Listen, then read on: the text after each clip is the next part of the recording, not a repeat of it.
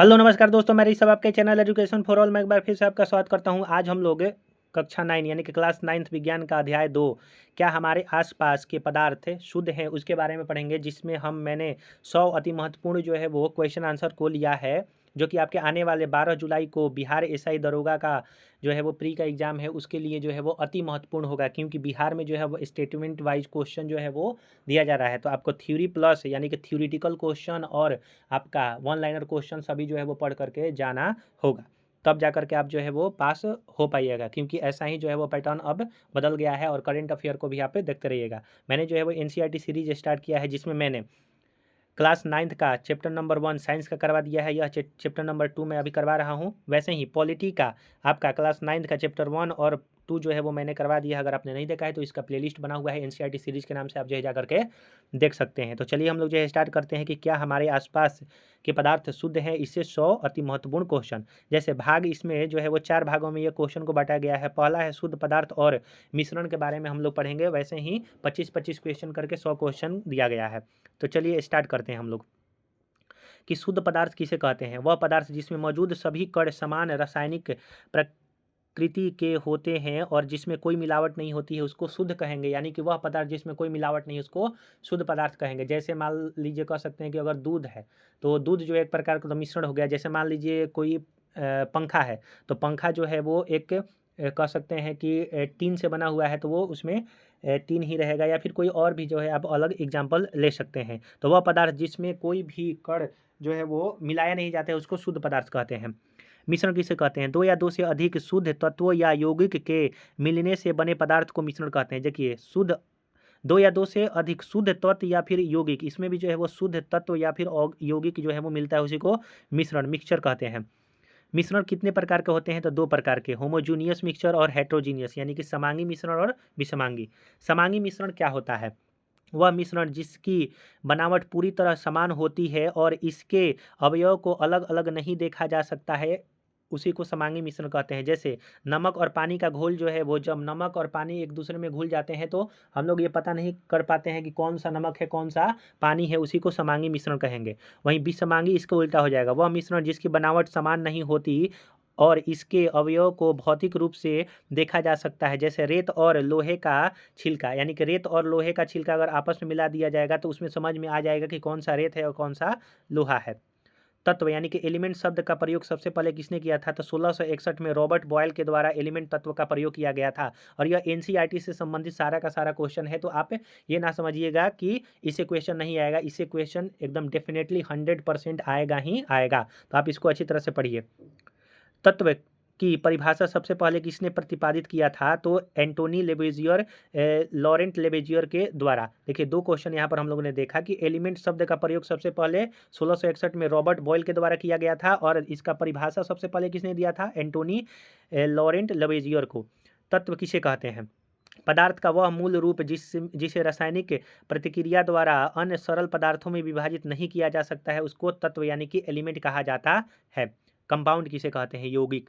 2 या 2 से अधिक तत्वों के एक निश्चित अनुपात, अनुपात कैसा होगा? निश्चित अनुपात में रासायनिक संयोजन से बने पदार्थ को यौगिक जो है वो कहा जाता है। देखिए, यहाँ पर बार बार रासायनिक आ रहा है, यानी कि केमिकल जो है वो कह सकते हैं रिएक्शन आ रहा है, क्योंकि आपका फिजिकली जो है वो कंपाउंड और मिक्सचर वगैरह जो है वो एक तरह से नहीं जो है वो प्रॉपर बन सकते हैं।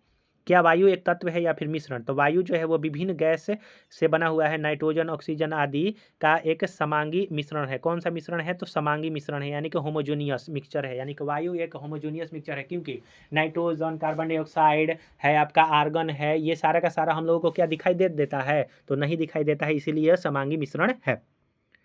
जल तत्व है या फिर यौगिक? तो जल एक यौगिक है, क्योंकि यह हाइड्रोजन और ऑक्सीजन के निश्चित अनुपात से बना हुआ है, जिसमें हाइड्रोजन 2 होता है और ऑक्सीजन एक मॉलिक्यूल होता है H2O। मिश्रण, मिश्र धातु यानी कि एलॉय किसे कहते हैं? 2 या 2 से अधिक धातुओं या एक धातु और एक अधातु के जो समांगी मिश्रण होते हैं उसी को जो है वो एलॉय कहा जाता है। जैसे पीतल इसका उदाहरण हुआ। पीतल जिसको ब्रास कहते हैं, इसमें जिंक लगभग 30% और तांबा 70% जो है वो होता है। क्या मिश्र मिश्र धातु को भौतिक क्रिया द्वारा अलग किया जा सकता है? तो मिश्रण को भौतिक क्रिया द्वारा अलग नहीं किया जाता, इन्हें भौतिक प्रक्रिया द्वारा अलग नहीं किया जा सकता है। सोना किस प्रकार का पदार्थ है? तो सोना एक शुद्ध तत्व है, एलिमेंट है। लोहा और गंधक का मिश्रण किस प्रकार का मिश्रण है? तो विषमांगी मिश्रण, लोहा और गंधक का मिश्रण। शुद्ध दूध को विज्ञान की भाषा में क्या माना जाता है? तो विज्ञान के अनुसार दूध जो है वो एक मिश्रण है, जल, वसा और प्रोटीन का जो है यह मिश्रण है। चीनी का पानी में घोल किस प्रकार का मिश्रण है? तो समांगी मिश्रण है। अगला क्वेश्चन है आपका कि तत्व को किन तीन मुख्य श्रेणियों में विभाजित किया जाता है? तो तत्व को जो है वो धातु, अधातु और उपधातु में जो है वो बांटा गया है। कमरे के ताप पर द्रव अवस्था में रहने वाली धातु जो है वो कौन सा है? मरकरी। और जो अधातु है वो आपका ब्रोमीन है। कमरे के तापमान पर द्रव अवस्था में रहने वाली अधातु ब्रोमीन है। अघात वर्ध्यता यानी कि मेलेबिलिटी क्या होता है? धातुओं का वह गुण जिसके कारण उन्हें पीट कर पतली चादरों में बदल दिया जाता है उसको मेलेबिलिटी कहा जाता है। तन्यता डक्टिलिटी कहते हैं किसको? धातुओं का वह गुण जिससे उन्हें खींच कर पतले तारों में बदला जा सकता है उसको। तो मेलेबिलिटी को जो है वो चादर बनाया जा सकता है, और डक्टिलिटी मतलब धातु का वह गुण जिसके द्वारा एक पतला तार उसके रूप में उसको बनाया जा सकता है, उसको डक्टिलिटी कहते हैं। ध्वनिक यानी कि सोनरस क्या होता है? धातुओं को किसी कठोर सतह से टकराने पर एक गूंज वाली आवाज उत्पन्न करना जो है वो धातु है। तो धातु में ही जो है वो आपका धातु जो है वो सोनरस हो सकते हैं, और धातु सोनरस नहीं हो सकता है। उपधातु मेटलॉइड किसे कहते हैं? वे तत्व जो धातु और अधातु दोनों के बीच के गुणों को दर्शाता है उसको कहते हैं मेटलॉइड। सिलिकॉन, बोरॉन, जर्मेनियम जो है वो एग्जाम्पल है। अगला दूसरा भाग हम लोग जो है वो अगला 25 क्वेश्चन करेंगे, विलयन, निलंबन और कोलाइडी के बारे में हम लोग पढ़ेंगे। अगर आपको वीडियो पसंद आ रहा है तो वीडियो को लाइक कीजिए, अपने दोस्तों में शेयर कीजिए। अभी तक चैनल को शेयर और सब्सक्राइब नहीं किया तो चैनल को शेयर और सब्सक्राइब भी किया कीजिए। तो अगला है विलयन यानी कि सॉल्यूशन किसे कहते हैं? दो या दो से अधिक पदार्थ के समांगी मिश्रण को जो है वो सॉल्यूशन कहते हैं, यानी कि होमोजेनियस मिक्सचर होता है। विलय सॉल्यूट क्या होता है? विलयन का वह अवयव जो कम मात्रा में होता है उसको सॉल्यूट कहते हैं। और सॉल्वेंट किसे कहते हैं? तो विलयन का वह अवयव जो अधिक मात्रा में होता है और दूसरे अवयव को अपने में घोल लेता है उसको क्या कहते हैं? सॉल्वेंट कहा जाता है। टिंचर आयोडीन यानी कि टिंचर ऑफ आयोडीन क्या है? तो आयोडीन यानी कि विलय और अल्कोहल विलायक का जो है वो विलयन होता है। तो टिंचर आयोडीन में जो विलय होता है सॉलिड आयोडीन होता है सॉल्यूट, और सॉल्वेंट जो है वो आपका अल्कोहल होता है। लेकिन अल्कोहल ज़्यादा मात्रा में होगा और आयोडीन कम मात्रा में होगा। इन्हीं के मिक्सचर को टिंचर ऑफ आयोडीन कहा जाता है, और यह क्वेश्चन पूछा जाता है।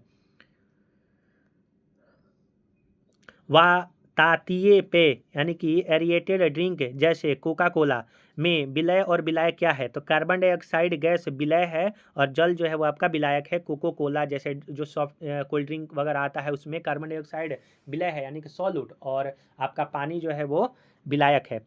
विलियन के कणों का व्यास कितना होता है? तो 1 नैनोमीटर के बराबर से भी छोटा होता है विलियन का जो कण का व्यास होता है। क्या विलियन के कण को नंगे आंखों से देखा जा सकता है? तो नहीं।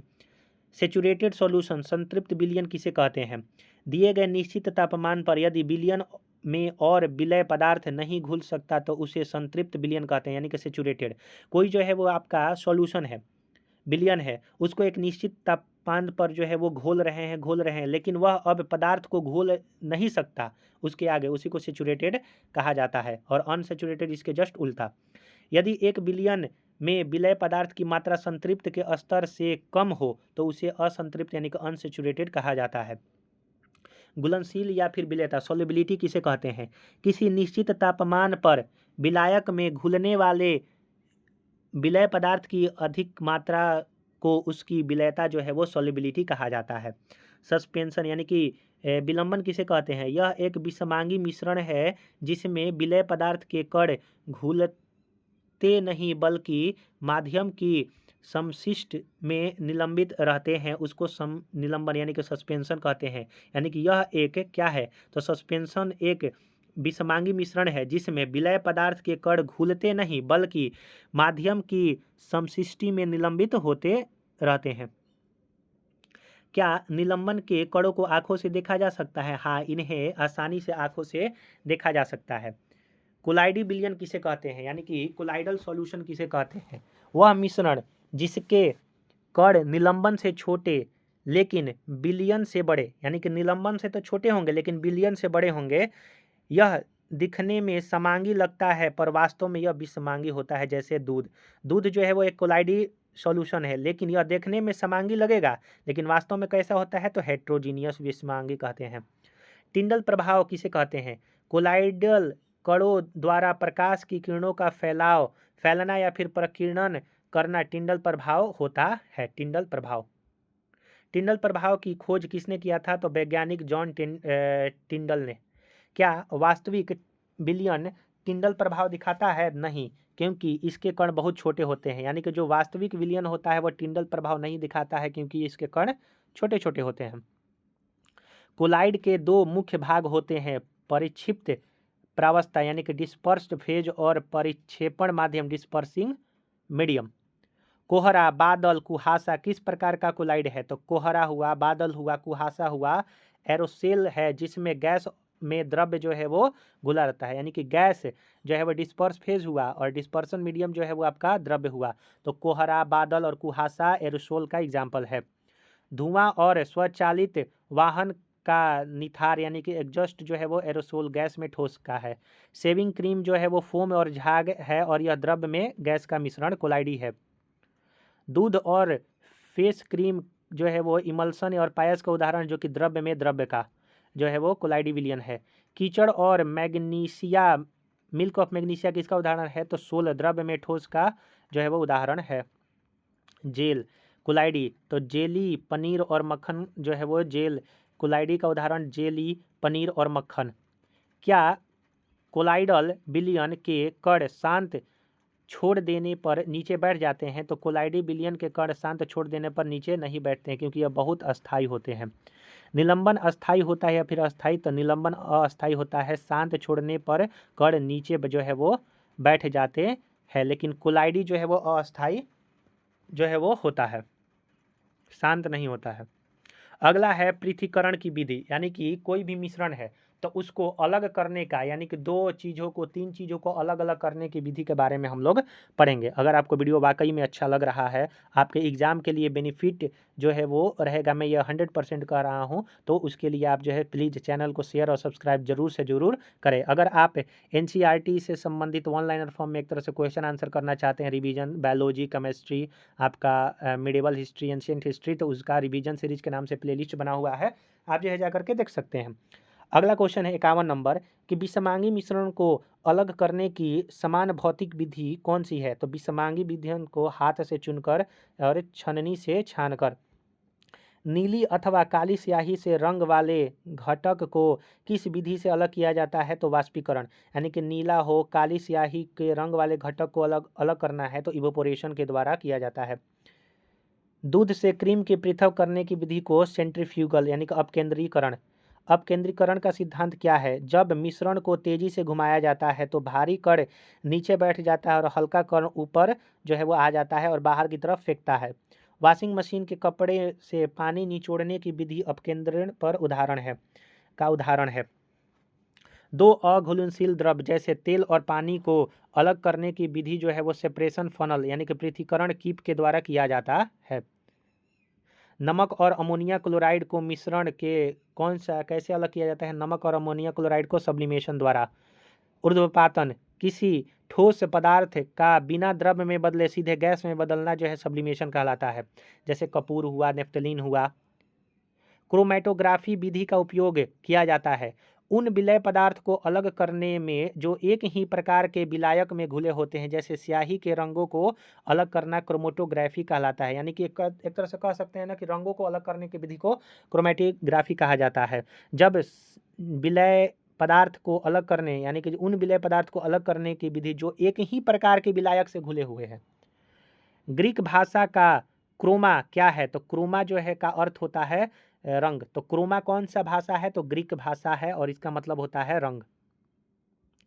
रक्त से नशीले पदार्थ या ड्रग को अलग करने की विधि जो है वो क्रोमेटोग्राफी कहलाता है। रक्त से नशीले पदार्थ या ड्रग को अलग करने की विधि क्रोमेटोग्राफी।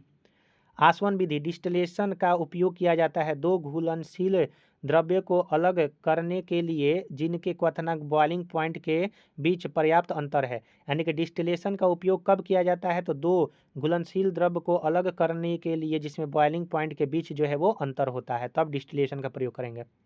प्रभाजी आसवन यानी कि फ्रैक्शनल डिस्टिलेशन का उपयोग उन घुलनशील द्रव्यों को अलग करने के लिए किया जाता है जिनके क्वथनांक में अंतर 25 केल्विन से कम होता है, तब फ्रैक्शनल डिस्टिलेशन होगा। वायु के विभिन्न गैसों को किस विधि द्वारा किया जाता है अलग, तो वायु के विभिन्न गैसों को किस विधि द्वारा प्राप्त किया जाता है, फ्रैक्शनल डिस्टिलेशन। क्रिस्टलीकरण यानी कि क्रिस्टलाइजेशन विधि, वह विधि जिससे क्रिस्टल के रूप में शुद्ध ठोस को विलयन से पृथक किया जाता है। समुद्री जल से नमक को शुद्ध करने के लिए वाष्पीकरण से बेहतर कौन सी विधि है, तो समुद्री जल से नमक को शुद्ध करने के लिए वाष्पीकरण से बेहतर विधि जो है वो क्रिस्टलीकरण विधि है। यानी कि समुद्री का जो जल है नमक बनाने की एक वाष्पीकरण विधि है और दूसरा क्रिस्टलीकरण। अशुद्ध नमूने से फिटकिरी को शुद्ध करने की विधि जो है वो क्रिस्टलीकरण होता है विधि द्वारा। जलघर वाटर वर्क्स में पानी को कीटाणु रहित करने के लिए मिलाया जाता है क्लोरीन। लोहे की कील को रेत से अलग करने के लिए विधि जो है वो चुंबकीय पृथक्करण विधि द्वारा किया जाता है। वायु में सबसे अधिक मात्रा में पाई जाने वाली कौन सी गैस है, तो नाइट्रोजन 78%, फिर ऑक्सीजन 21% या फिर 20 पॉइंट कुछ करके होता है। द्रव्य ऑक्सीजन का क्वथनांक बॉइलिंग पॉइंट जो है वो द्रव्य ऑक्सीजन का क्वथनांक -183 डिग्री सेल्सियस होता है, द्रव्य बोला है। द्रव्य नाइट्रोजन का क्वथनांक -196 डिग्री सेल्सियस। कपूर को रेत से अलग करने के लिए ऊर्ध्वपातन विधि द्वारा किया जाता है। पेट्रोलियम उत्पादों से पेट्रोल, डीजल और केरोसिन को अलग करने के लिए प्रभाजी आसवन कॉलम द्वारा किया जाता है। ठोस का सीधे गैस में बनना ऊर्ध्वपातन और गैस का सीधे ठोस में डिपोजिशन यानी निक्षेपण कहा जाता है। अगला है भाग 4 जिसमें भौतिक और रासायनिक परिवर्तन और अन्य के बारे में पढ़ेंगे और आपका ये लेसन खत्म हो जाएगा। अगर आपको वीडियो पसंद आ रहा है तो वीडियो को लाइक कीजिए, अपने दोस्तों में जरूर से जरूर शेयर किया कीजिए, जो कि आपके आने वाले हर एग्जाम के लिए अति महत्वपूर्ण होगा। भौतिक परिवर्तन किसे कहते हैं, वह परिवर्तन जिसमें पदार्थ के केवल भौतिक गुण जैसे आकार अवस्था में बदलता है और कोई नया पदार्थ जो है वो नहीं बनता है, उसको भौतिक परिवर्तन कहते हैं। केमिकल चेंज किसे कहते हैं, वह परिवर्तन जिसमें पदार्थ के रासायनिक गुण में बदलता है और एक या अधिक नए पदार्थ बनाता है। पेड़ों का काटना जो है वो एक भौतिक परिवर्तन होता है, भौतिक परिवर्तन है। जो पानी का बर्फ में बदलना, बर्फ से वाष्प में बदलना, ये भी भौतिक परिवर्तन है। मक्खन का एक बर्तन में पिघल जाना, यह भी जो है वो भौतिक परिवर्तन है। अलमारी में जंग लगना किस प्रकार का परिवर्तन है, तो रासायनिक परिवर्तन है अलमारी में जंग लगना। जल का उबलकर वाष्प में बदल जाना भौतिक परिवर्तन है। लकड़ी और कागज का जलना रासायनिक परिवर्तन है।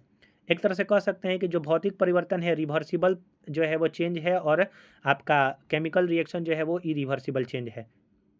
जल में विद्युत धारा प्रवाहित कर हाइड्रोजन और ऑक्सीजन गैस में तोड़ना जो है वो रासायनिक परिवर्तन है। मोमबत्ती का जलना किस प्रकार, तो यह भौतिक है। मोम का पिघलना भौतिक है और रासायनिक कौन है, तो मोम का जलना जो है वो रासायनिक है। तो कभी कभी दोनों आता है ऑप्शन, कभी कभी एक आता है ऑप्शन, तो याद रखिएगा। अगर मोम का पिघलना कहेगा तो भौतिक, मोम का जलना कहेगा तो रासायनिक।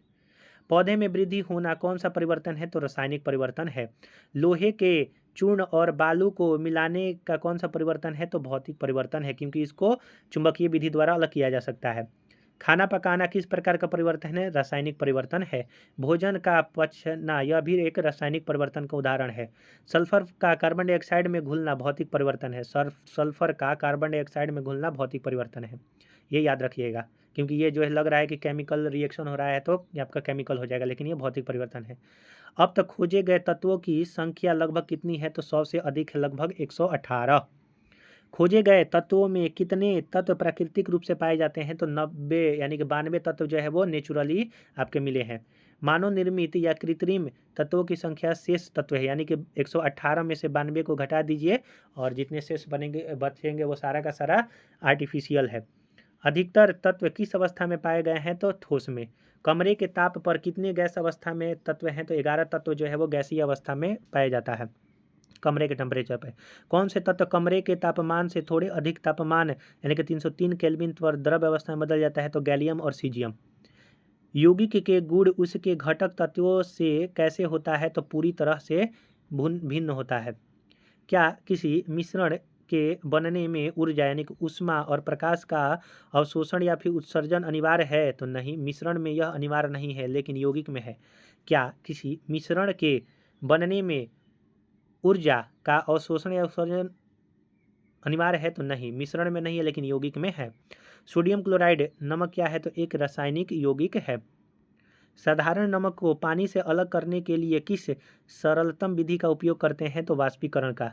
इस अध्याय का मुख्य सारांश क्या है? तो हमारे आसपास के पदार्थ जो शुद्ध हैं, तत्व यौगिक हैं या फिर मिश्रण समांगी विसंबांगी के रूप में जो है वो हम लोगों ने यहाँ पर पढ़ा।